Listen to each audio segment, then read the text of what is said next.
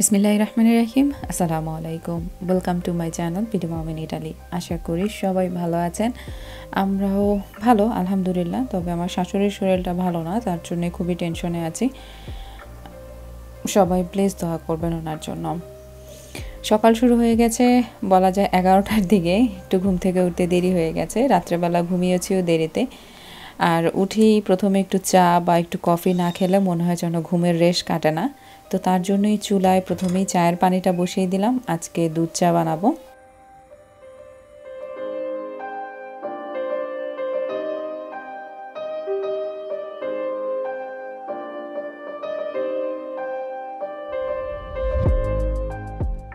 যেহেতু একটু দেরিতে উঠেছি, তো আর তেমন কিছুই নাস্তা করব না, এই জাস্ট চা আর সাথে বিস্কিট নেব।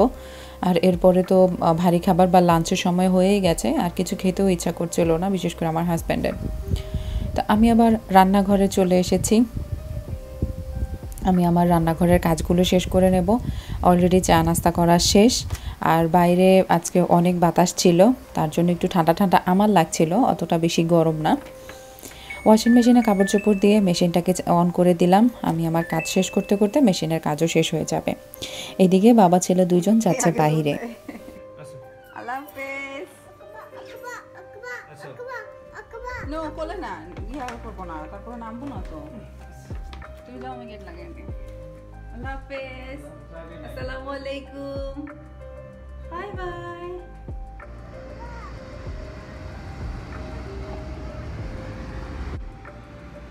ইদানিং তাওহিদ বাইরে ঘুরতে খুবই পছন্দ করে।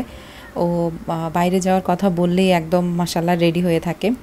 আগে এটা নিয়ে খুবই কষ্ট হতো, ওকে রেডি করানো, অনেক সময় ওর মুড ভালো থাকতো না, ও বাইরে যেতে চেত না। বাট এখন আলহামদুলিল্লাহ অনেকটা সে বাইরে যাওয়ার জন্য অস্থির থাকে। এইদিকে আমি আমার রান্নাটা শেষ করছি, আর আমার এই রান্নার জন্যই আমি আসলে বাইরে যাইনি। আমার টুকটাক ঘরেও কাজ আছে, সেগুলোও শেষ করব। আর আজকে এখন যেটা রান্না করছি সেটা হচ্ছে মলা মাছ দিয়ে বেগুন। আর সরি, আমার আশেপাশে আওয়াজ হচ্ছে, দিনের বেলা ভয়েস দিলে এরকমই হয়, চারদিকে অনেক আওয়াজ আসে। মলা মাছের যে শুটকিটা ছিল সেটাকে প্রথমে আমি ফ্রাই প্যানে একটু তেলে নিয়ে তারপরে ধুয়ে নেব ভালো করে। আর যা যা কাটার দরকার সেগুলোই কেটে নিচ্ছি। প্রথমে পেঁয়াজ কুচি করছি, তারপরে রসুনও কাটতে হবে আমার।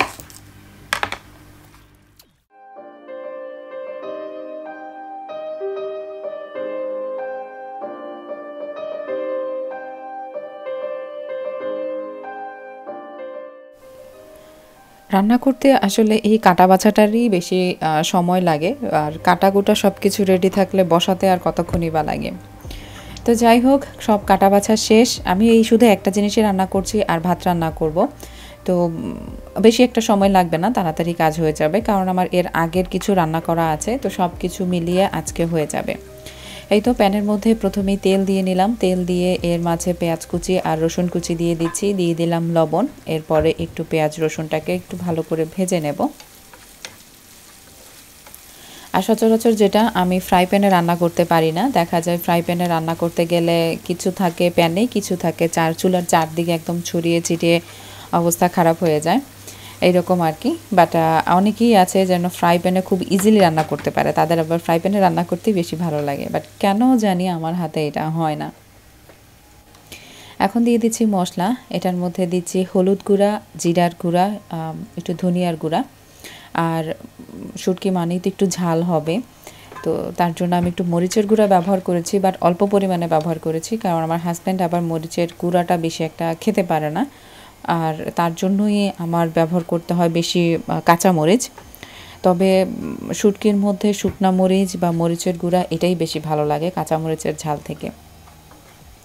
মশলাটা দিয়ে ভালো করে কষিয়ে নেব এখন, তারপরে আমি এটার মধ্যে আবার শুটকি ব্যবহার করব।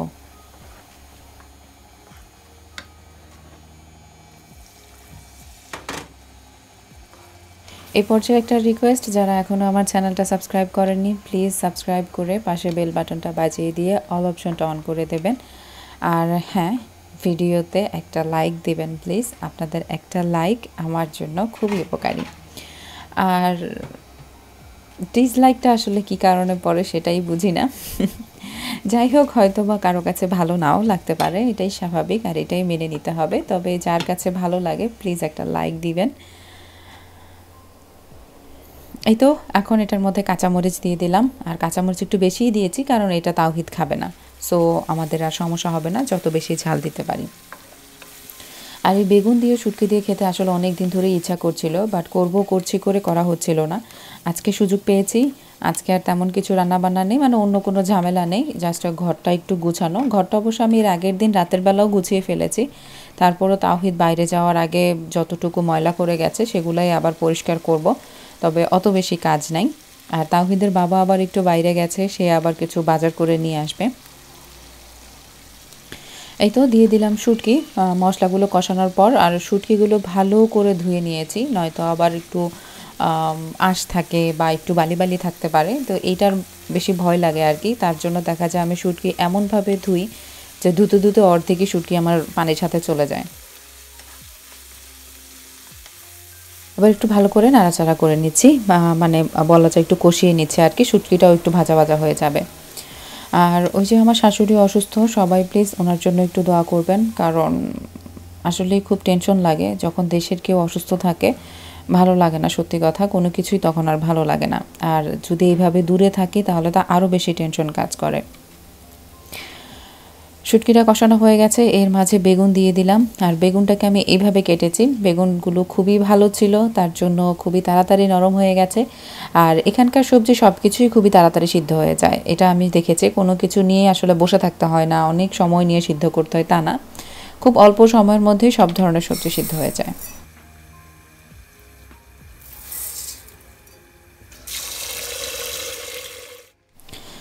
ভাত রান্না করার জন্য অলরেডি চাল ধুয়ে আমি রেডি করে ফেলেছি।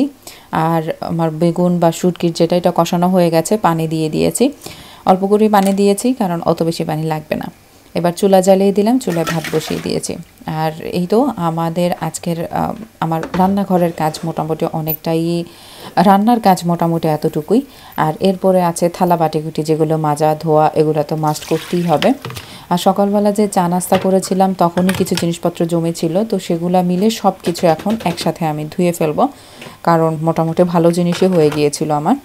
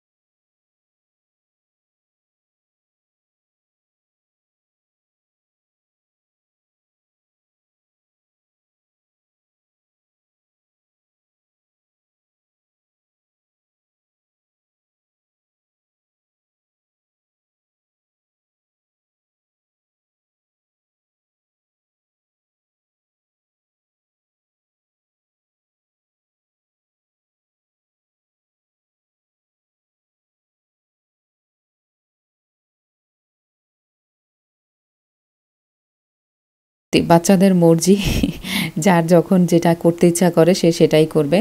এরপরে তাওহিদকে বিছানা শুয়ে দিয়েছিলাম, বাট সে খুব তাড়াতাড়ি ঘুম থেকে উঠে গেছে, মানে সে আর তখন ঘুমায়নি, তাকে আর ঘুম পাড়াতেই পারিনি। তো তারপরে আমি আর জোর জবরদস্তি কিছু করিনি, কারণ মোটামুটি ভালো বিকেলই হয়ে গেছে। এখন যদি ঘুমাই তাহলে আমরা বাইরে বের হতে পারবো না। তো বিকেলই হয়ে গেছে, এখন আমরা আবার বাইরে বের হচ্ছি। আর তার জন্যই জামা কাপড় যা আছে সব রেডি করে এখন তাওহিদকে নিয়ে বের হয়ে যাব।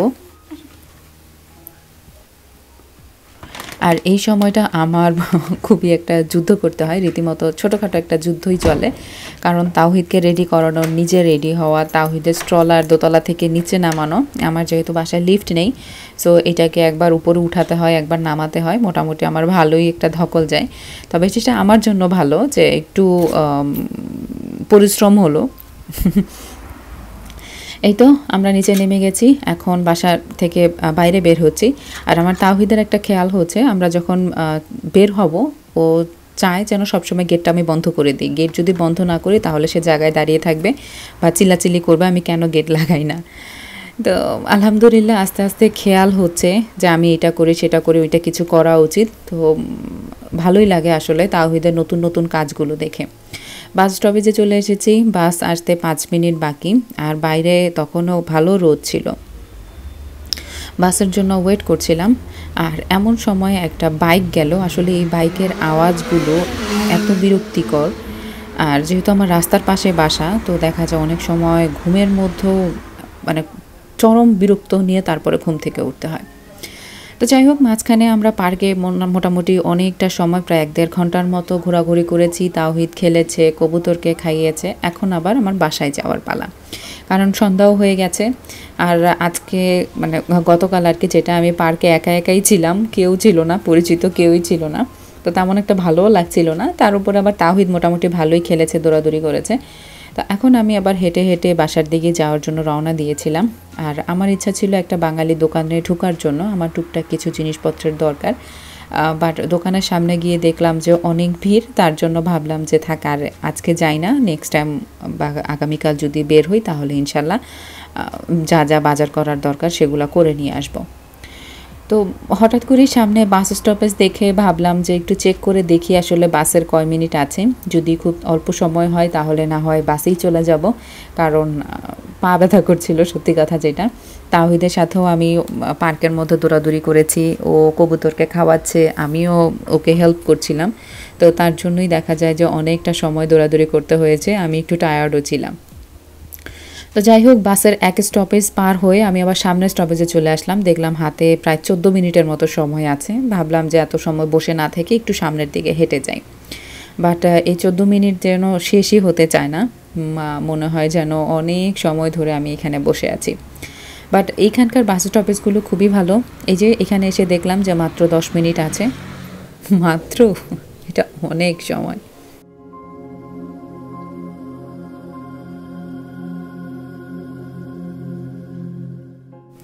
একটু পরপর চেক করছিলাম, আরও 7 মিনিট।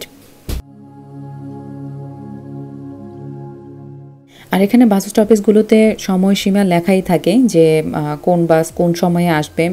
তারপর আবার টাইম টেবিলও ফিক্সড করা থাকে, যেমন সোমবার থেকে শুক্রবার পর্যন্ত একটা সময়, শনিবার রবিবার একটা সময়, তারপর আবার যে কোনো উৎসব সিজনে আরেকটা সময়।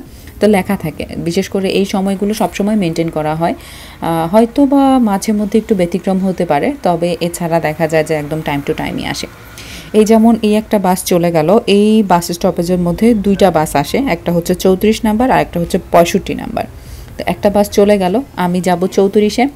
সো 34-এর জন্য ওয়েট করছি, অলরেডি চলেও এসেছে, আমি বাসে উঠে গেছি। আর এই বাস স্টপেজগুলোতে ডিরেকশন লেখা থাকে যে বাস কোথায় কোথায় যাবে, কোন স্টপেজে গিয়ে থামবে। সো দেখা যায় কেউ যদি নতুন আসে তাহলে পথ খুঁজে পেতে আসলে সমস্যা হয় না, খুব ইজিলি পেয়ে যেতে পারে সে কোথায় যাবে বা এই বাসটা কোন দিকে যাবে।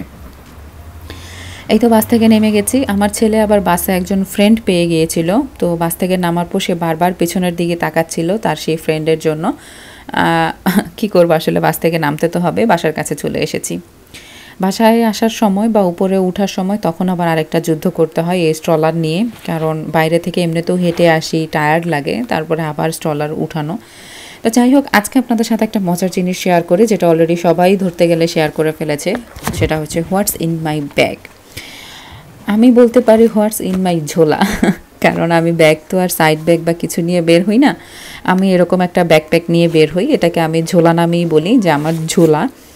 আর এটাতে যা যা আছে সেটা হচ্ছে তাওহিদের পানি, কবুতরের খাবার, আর এটা হচ্ছে ছোট্ট একটা পার্স। এটা আমার খুবই ইম্পর্ট্যান্ট একটা পার্স। এটার মধ্যে আমার আর তাওহিদের ডকুমেন্টসগুলো সব এখানে। আর কিছু টাকা পয়সা তো সাথে রাখতেই হয়, কারণ বলা যায় না বিপদ আপদের কথা, আবার কখন না কি ভালো লেগে যায়, মহিলা মানুষ বুঝাই যায়। এটা হচ্ছে তাওহিদের জন্য ওয়েট টিস্যু, তাওহিদের শুকনা টিস্যু, আরও একটা টিস্যু। এবার সামনের যে চেনটা আছে সেটা দেখছি, এই যে আরও একটা টিস্যু। এটা একটা ব্যবহৃত টিস্যু, ফেলার কোনো জায়গা পাইনি, এটা আবার ব্যাগেই ভরে ফেলেছিলাম। আর এই হচ্ছে আমার সেই আদিম যুগের একটা মোবাইল, এটা হচ্ছে তাওহিদের মশার ওষুধ। আমার রুটি রুজি, আমার হেডফোন। রুটি রুজি বলারও কারণ আছে, কারণ এই হেডফোন দিয়ে আমি আসলে আমার ভিডিওতে ভয়েস দিই। আর এটা হচ্ছে তাওহিদের জন্য ব্যান্ডেজ, কারণ মাশাআল্লাহ দৌড়াদৌড়ি করে হয়তো বা পড়ে গেলে ব্যথা পেতে পারে। আর কোনো এককালে বাজার করেছিলাম, সেই রিসিপ্টটাও ফেলিনি, ক্যাশ মেমোটাও রেখে দিয়েছি। এটা হচ্ছে হ্যান্ড স্যানিটাইজার, যেটা বর্তমানে খুবই দরকার। আর হচ্ছে কিছু খুচরা পয়সা, মনে হয় যেন এগুলাকে আমি মানুষের কাছ থেকে খুঁজে টুজে নিয়ে এসেছি, ভাই একটা পয়সা দিয়ে যান, এরকম অবস্থা। আর 2-4টা চকলেট, সেটা আমার জন্য। পুরো ব্যাগের মধ্যে এই চকলেটগুলি হচ্ছে শুধু আমার জন্য।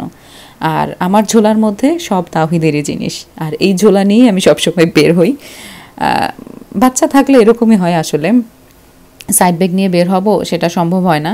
এই ব্যাগের মধ্যে ইজি, বের করতে খুবই সহজ হয়, হাতের কাছে সব কিছু পাওয়া যায়, বা বাচ্চার জিনিসপত্র নষ্ট হয়ে গেল, পড়ে গেল, তাতেও কোনো সমস্যা নেই, কষ্টটা কম লাগবে।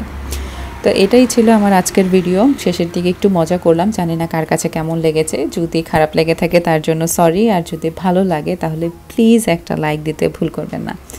আজকের কথা না বাড়াই, সবাই ভালো থাকবেন, সুস্থ থাকবেন, নিরাপদ থাকবেন, আমাদের জন্য দোয়া করবেন, আপনাদের সবার জন্য দোয়া করি। আজকের মতো আল্লাহ হাফেজ।